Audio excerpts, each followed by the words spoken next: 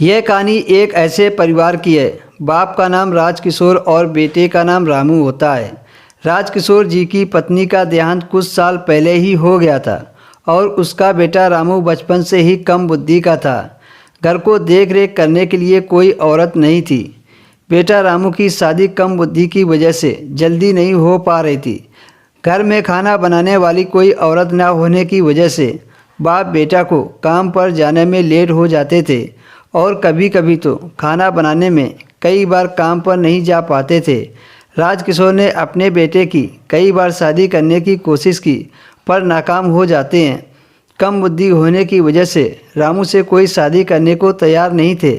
तभी उसी गांव में एक दिन भिक्षा मांगने पंडित जी आते हैं और वह पंडित भिक्षा मांगने के बदले लोगों का हाथ भी देखता था और उनके भविष्य को बताता था। कुछ लोग इसे मजाक समझते थे तो कुछ लोग यकीन मानकर अपना हाथ दिखाते थे। तभी रामू के पिता भी उस पंडित जी से अपने बेटे रामू का हाथ दिखाते हैं और कहते हैं, अगर मेरे बेटे की शादी हो गई तो मैं आपको एक धोती कुर्ता दक्षिणा के साथ एक कमंडल भी दूंगा, क्योंकि यहाँ के लोग कहते हैं कि इसकी शादी नहीं होगी। अगर होगी तो इसके जैसे कम बुद्धि वाली लड़की से होगी। तभी पंडित जी ने रामू के हाथ की रेखा को देखकर कहते हैं, कौन कहता है इसकी शादी नहीं होगी? मैं कहता हूँ 100% रामू की शादी होगी और वह भी समझदार लड़की से होगी और बहुत ही सुंदर लड़की से शादी का संयोग बन रहा है।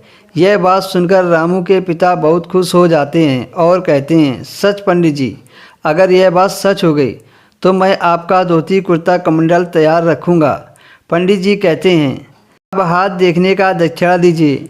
अब मैं 1 महीने बाद आऊँगा आपसे धोती कुर्ता कमंडल लेने, क्योंकि मुझे पता है अगले महीने तक रामू की शादी हो जाएगी।